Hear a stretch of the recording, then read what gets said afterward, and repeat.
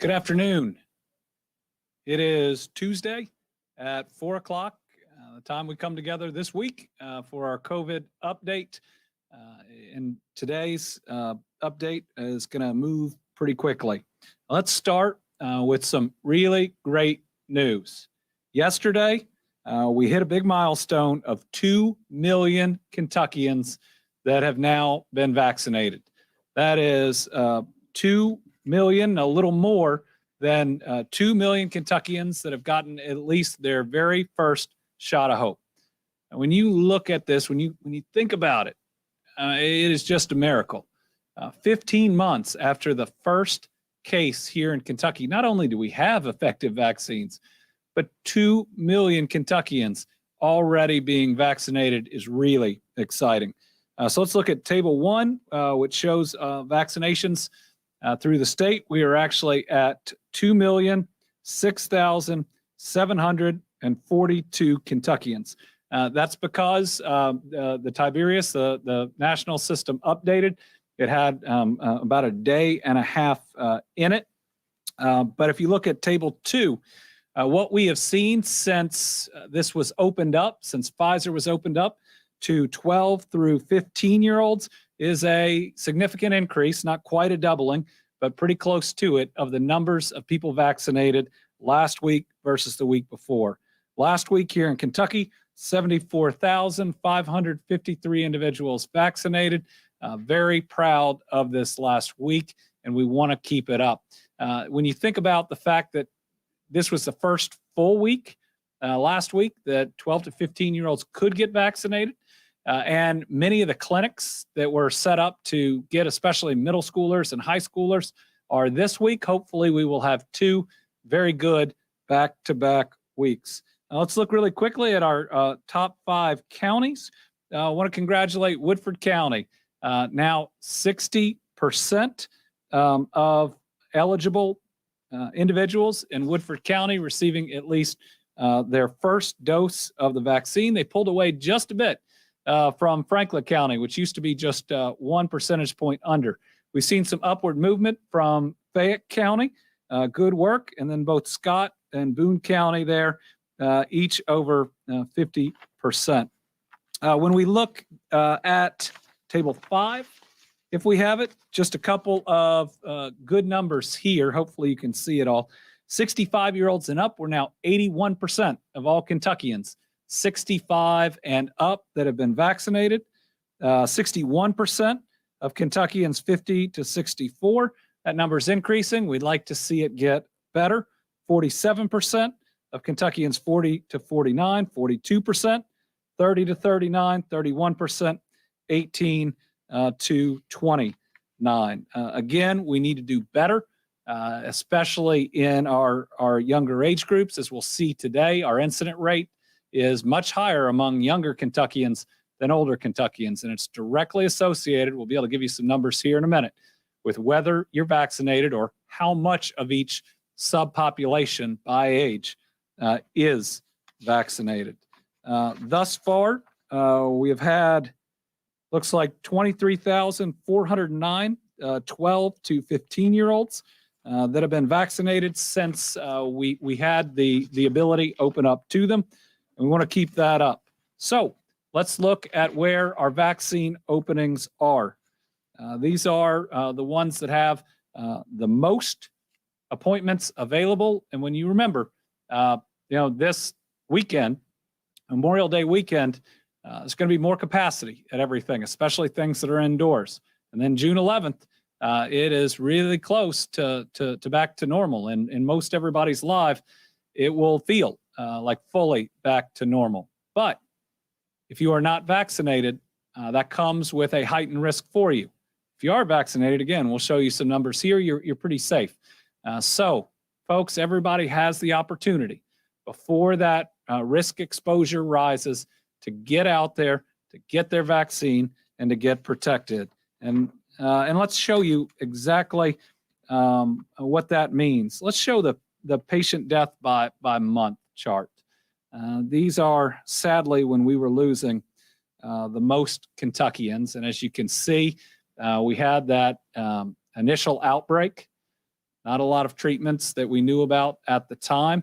And then we were able to flatten the curve a bit. Then we had the summer period where it rose again. And then we had, some of the deadliest 3 months, at least in my lifetime, November, December, January, which happened all over the country. But then look at what has happened. December 15th, we get our first vaccines. Roughly 3 weeks after that, if you think about it, 5 weeks is when people get fully vaccinated. With 2 weeks after that, we get through all of our long-term care by the end of February. And look at that chart.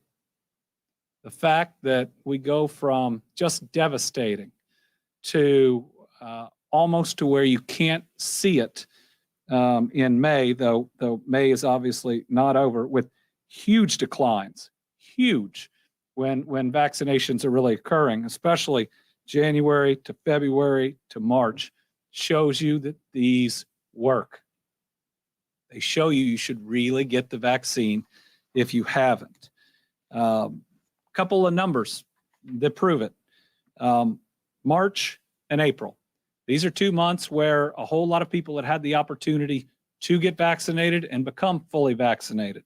So when you look at overall cases in March and April, 97.5% of everybody who tested positive in March and April were unvaccinated. So that means just 2.5% of people who tested positive in March and April were vaccinated.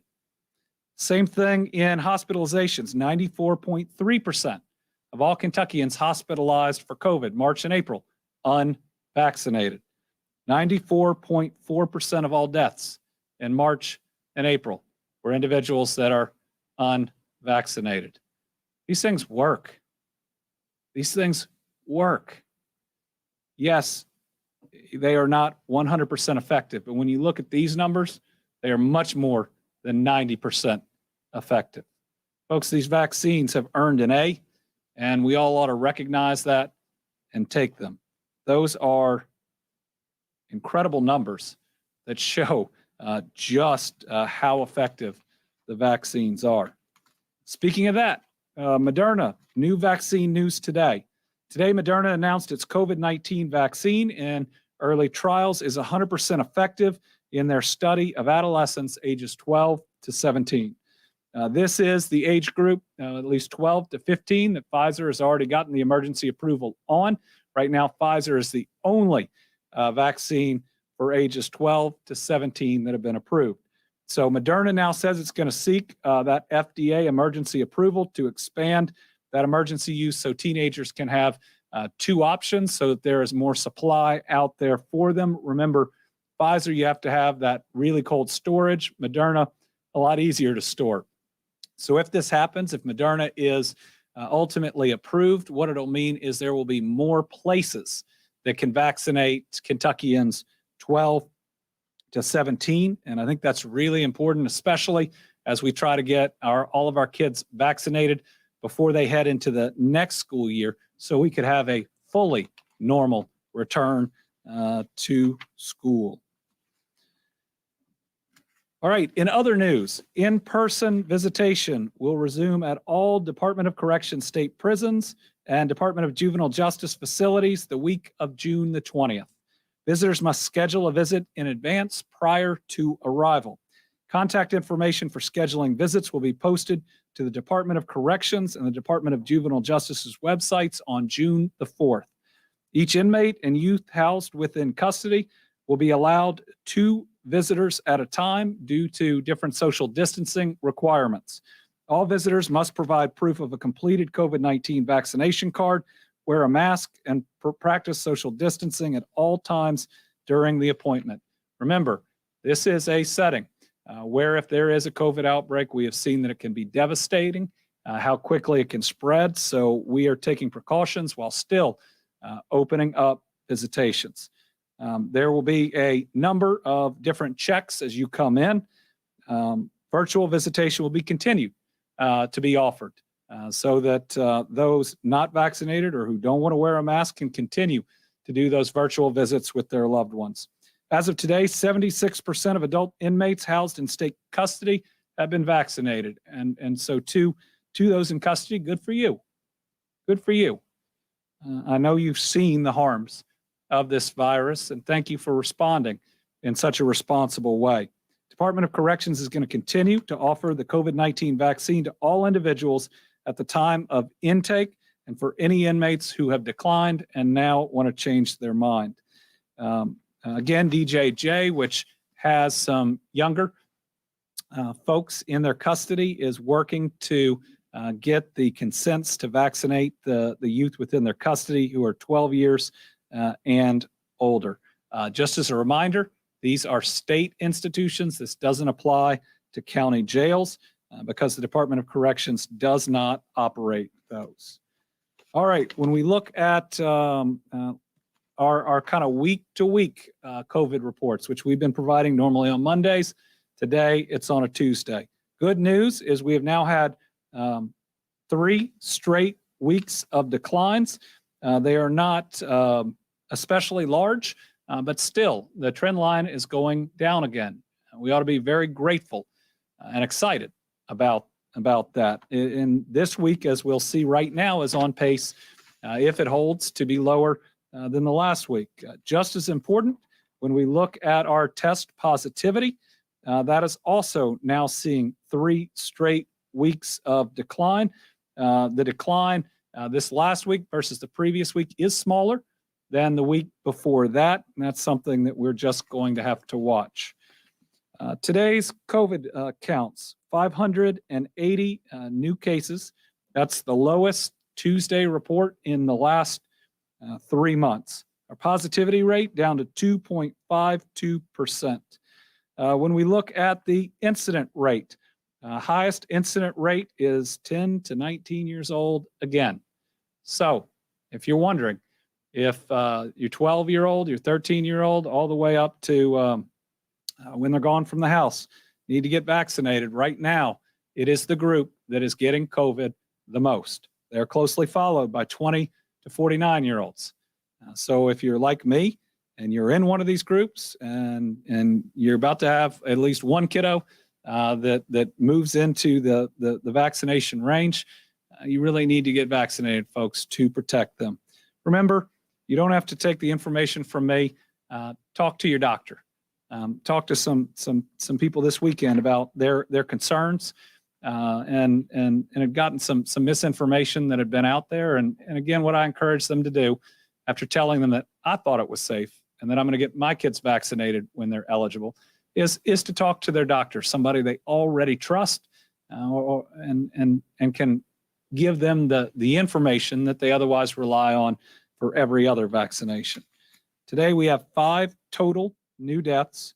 4 are from our local health departments and the way they report them up. These are all May deaths. It's a 65-year-old woman from Jefferson, a 57-year-old woman from Kenton, a 64-year-old man from Lewis County, and an 81-year-old man from Lewis County. And then the audit death is from November. It's a 58-year-old man from Pike County. Okay, I said we were going to move fast today. With that, we will move on to questions. We have a very large group, so we're going to have to limit it to 1 question apiece. If you ask a couple questions, I'll answer the first one and then smile. Debbie Yetter from the Courier-Journal. Hi, Governor. Today, Jefferson Commonwealth Attorney Tom Wine announced there would not be any charges related to the shooting of David McAtee last year and some of the disturbances following the racial justice demonstrations. Do you have any thoughts about that outcome in that case, since Kentucky National Guard was involved?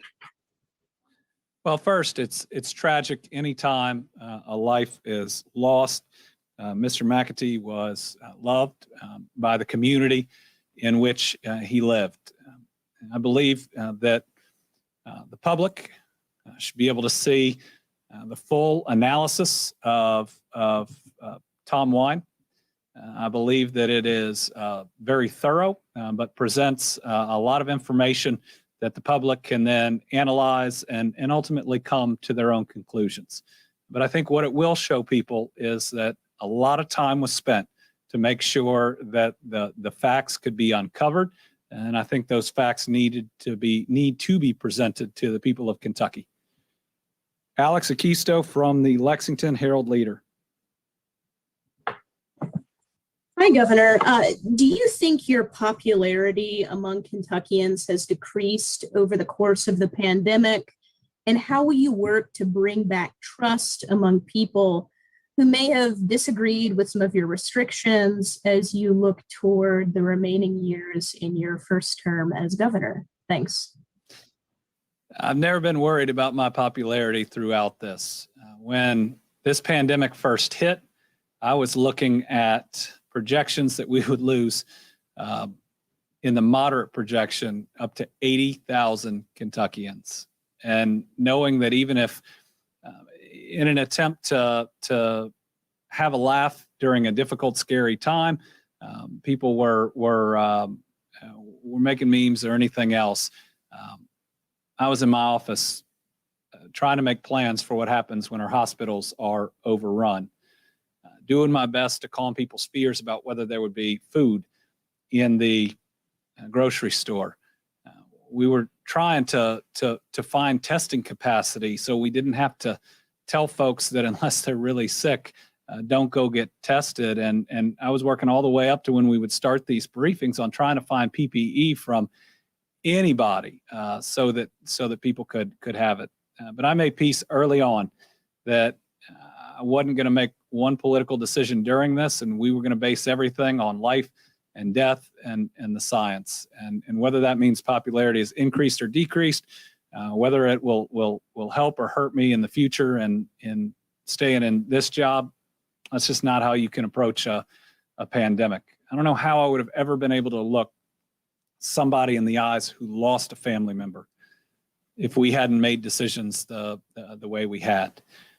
I think those that disagree.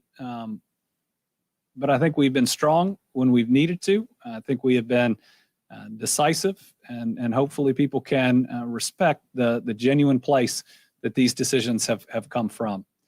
Again, moving forward, my goal is to continue to leave all the political calculations in the past. We've got amazing economic opportunities ahead of us, and if we're going to truly have prosperity for everybody, we can't be fighting because it's good or bad for one party or the other, and we can't try to politicize important decisions we've got to make for our economy. We're coming out of a 1 in every 100-year pandemic. We're about to move into a once in a generation shot at economic prosperity, and we got to make sure everybody gets to be a part of that. Karen Czar from WKY. Good afternoon. Governor, since the onset of this, we have always looked at large events as being potential super spreaders and how the virus is traveling. And not only here in Kentucky, but national outlets were looking at the Derby several weeks ago as an indicator that we potentially have turned the corner. Here we are 3 weeks later. Our numbers did not only level, they're going down. Are the results a good indicator, and does it give you increased confidence in the restriction changes that are ahead? Thank you. Thank you. It may be still a little early to see the impact of Derby, but you're right. It's 3 weeks after. Our cases have continued to go down. I think what we are seeing is more real-world proof of how effective these vaccines are. I think we are also seeing the proof about how being outdoors is safer than indoors. I think these vaccines are a miracle from God. I do. In our darkest hour, in a period of time where COVID had become the third highest leading cause of death in America, when we were seeing losses in our country that others weren't experiencing, here they came. And as I've read the numbers today, they can not only fully end this, but they also offer such amazing protection to those who are willing to get vaccinated. So thank you to the 2 million plus Kentuckians that have been there already. We got more work to do, but that's really, really exciting. And I think I missed one of the most important numbers, which is of our adult population now, 56% of Kentuckians have received at least their first shot of hope. Stu Johnson, WEKU. Thank you, Governor. Good afternoon. You mentioned in your remarks that I'm looking for the figure now, the 10 to 18, I think, were in terms of the incidence rate of cases right now. So of the 580 that you reported today, do you know roughly what percentage are children under 12 years of age? We can get you that number. I don't have it up in front of me, Stu, but we can email you the exact number today of kids you want 12 and under. We'll send that to you. John Boyle from WFPL. Hi, Governor. You were showing the chart about some of the younger populations boosting our vaccination rates this week, but we still have had trouble with some of the older groups over the past few weeks. So we've seen some of our states, particularly to the east, offering things like sports tickets, lottery, cash payments, savings bonds. And I was curious to know if the state would consider, offering any more incentives to boost that vaccination rate in older populations. Absolutely. And we're looking at that now. We've offered lottery tickets like some others have. We've had private incentives that have been offered in a number of ways. We're trying to work with our managed care organizations because they ought to be offering more incentives than they are with their populations. And if you look at 90+% effectiveness of vaccines, keeping people out of the hospital or dying, it's an inexpensive investment to provide those incentives. But yes, we are looking at everything that anybody else has done, and we're looking at what we can operationalize and what'll work. And listen, we're open to any idea. All we care about is saving lives and getting as many people vaccinated as possible. Looks like a lot of what Ohio is doing is working. What Maine is doing is really kind of localized to Maine. I mean, a lot of it's LL Bean gift cards because I think LL Bean is there too. But looking at all of them, and I hope that we will have some news as early as next week about some new programs to encourage everybody to get vaccinated, potentially reward those that have already been vaccinated. Tom Latek from Kentucky Today. Thank you, Governor. This is a question about Sunrise Children's Services. Their attorney says that he called Health and Human Services for a waiver as he was instructed to do so by Cabinet for Health and Family Services Attorney Wesley Dukes. And in this conversation with Washington, found out that the regulation hanging things up was repealed during the Trump administration. Were you aware of that? And is there anything else that stands in the way of providing Sunrise that accommodation that they've had for the past 20 years or so? And I thank you, sir. So my understanding is it was not repealed. There was a notice of non-enforcement, which is interesting. It says there's a regulation on the books, but we're just not going to enforce it. There was a rulemaking process about replacing it, and then a new administration came in. What we've been told is that new administration should have a decision on the future because they could change that notice with as little as a signature by the end of August. And again, just trying to follow federal law, putting our kids first. I think giving it the time to get to that ultimate decision means that folks aren't arguing over the next couple months and then having an ultimate decision coming down. Our goal is to follow federal law. But let me also say that I think that as far as foster parents go, that it would be a mistake not to place kids with wonderful couples that want to be foster parents that are gay. I believe that people make wonderful foster parents in all types of couples, and we shouldn't be eliminating or discriminating against any of them. Catherine Collins from WLEX. Hi, Governor. My question is on unemployment. We recently heard from a Lexington business owner who said he received a notice from the unemployment office asking him to break down daily hours worked over a 6-month period for some of his employees who'd filed for unemployment. and he was just frustrated with how much work this requires, especially because it only gives a 10-day time limit. How do you respond to these frustrations? And is this putting the responsibility of preventing fraud onto the employers? Well, fraud is a serious issue, and I'm not sure how those that work in UI would determine the number of hours worked without going to that employer.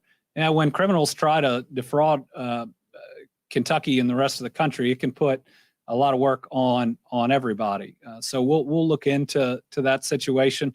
But I also don't think that our employers want to bear any additional expenses for unemployment payments that shouldn't be made based on people that may or may not qualify. But that's the first time that I've heard of that issue. So we'll take a look at it. Joe Ragusa from Spectrum. Hi, Governor. I also have a question about unemployment, and specifically, I've talked to a few people, unemployment filers, who have had issues with identity verification, kind of specifically after the recent shutdown of the website and the kind of overhaul of the security and all of that kind of stuff. I want to ask you, and I forwarded the specific cases to your office as well, but I want to ask you kind of a twofold question about this. Do you know kind of how significant is this issue with identity verification, and how many people are facing that specific issue, and what is being done to kind of help people in this specific circumstance?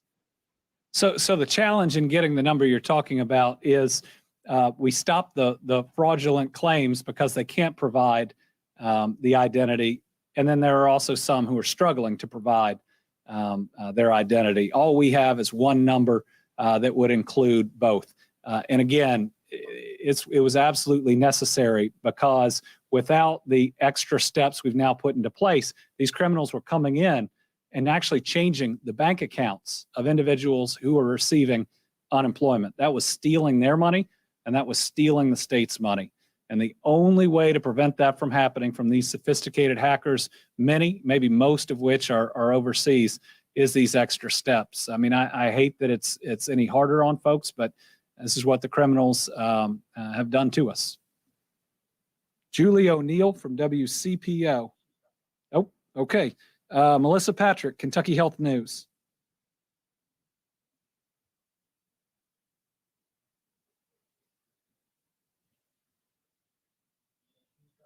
Okay. Is she back on? Oh, hello, Governor. There you are. Can you hear me? I can. So the latest state report shows from 27th to 31st in the last 3 weeks for fully vaccinated people. Why do you think that is, and what are we doing to get Kentuckians fully vaccinated? Let me. Do we have Dr. Stack on the line? Let's go over to Dr. Stack for that piece. We have seen, just like a drop off in fewer people coming in to get vaccinated, that we had a big increase this week. You also see somewhat of a drop off in folks getting their second shot. We work to schedule that second shot at the time that people get their first one, and I know the providers follow up with them too. Steve? Governor, can you summarize the first part of her question for me again? I understand there was a fall off question. Yeah, Melissa, you want to ask it again? And we did have a hard time hearing it.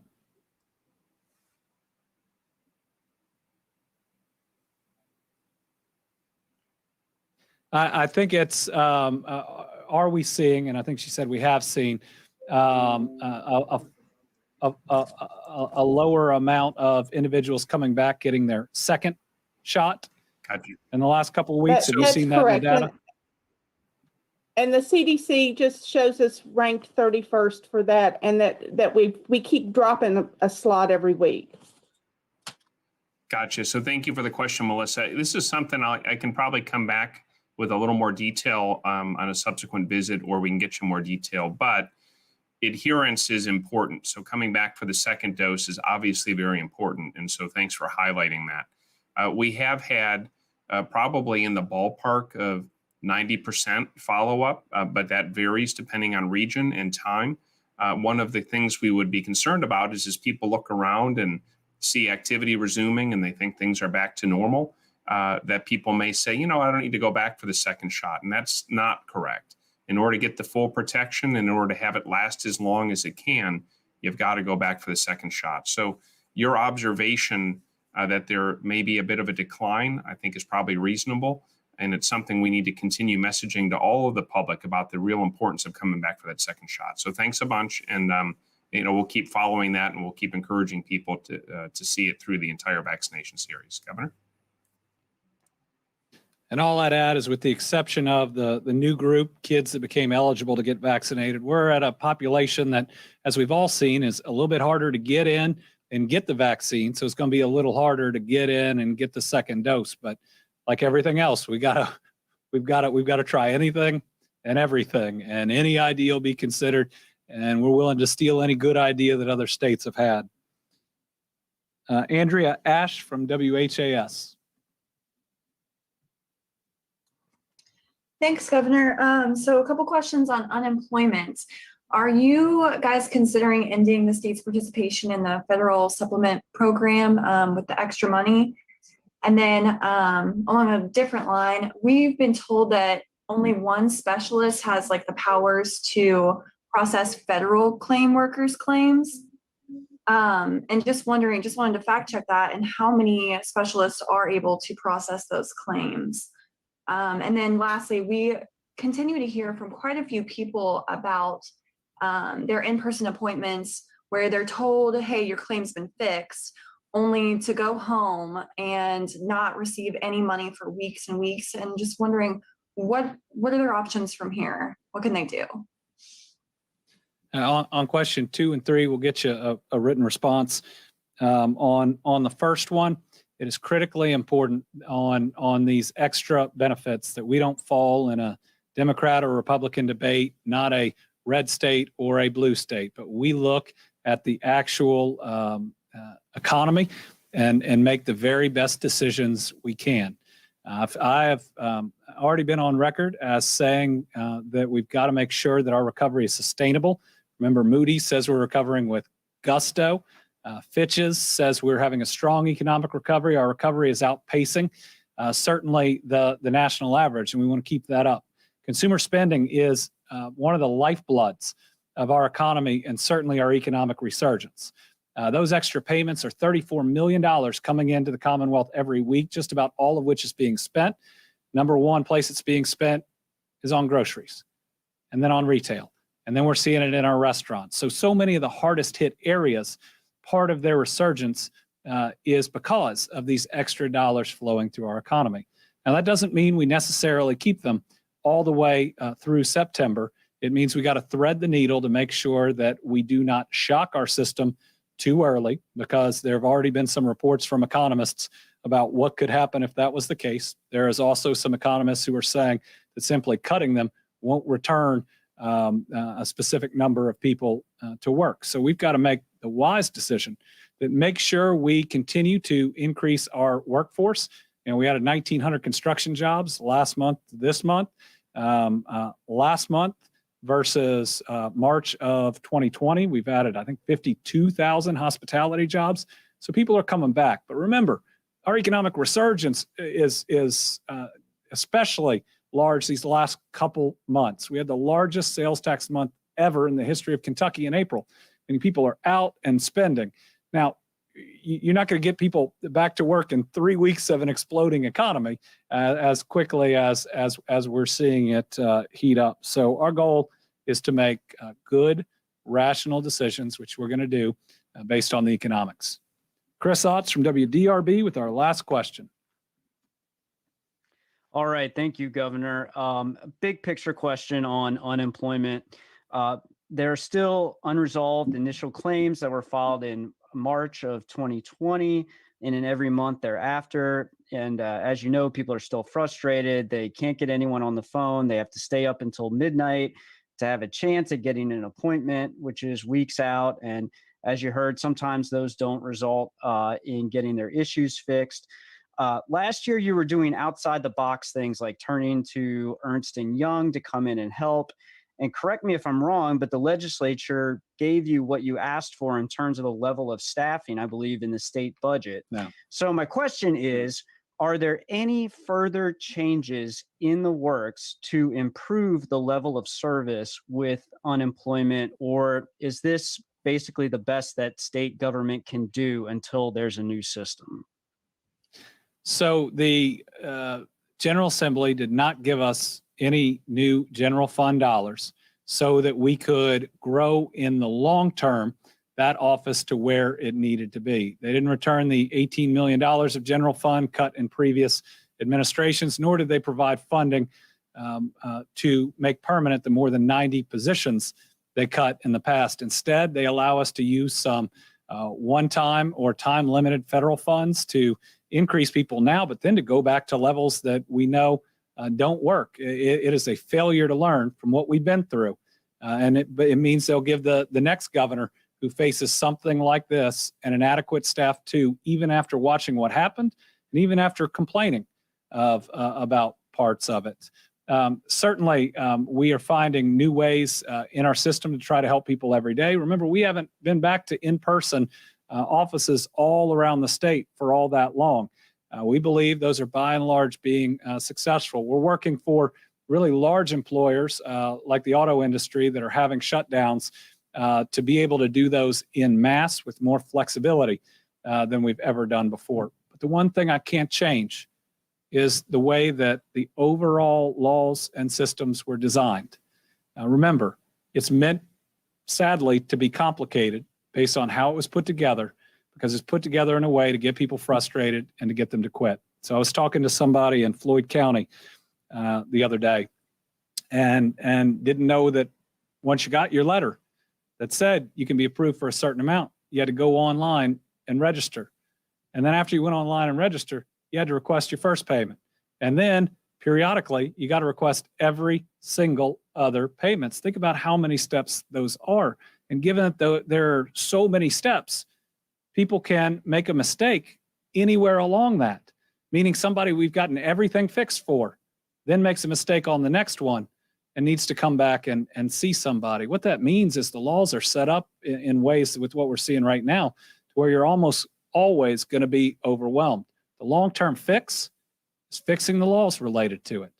It is making sure that in the future, you don't have to go through all of these hoops that federal law makes you do. And looking long-term at whether some people who really needed unemployment that until the federal government opened it up, whether it's part-time or others, can get it when they do. Big picture, yes, we desperately need to update the IT system, and we hope we'll get a contract here soon, but we're trying to get it right. Long-term, we absolutely have to raise the permanent level of employees over there and the budget.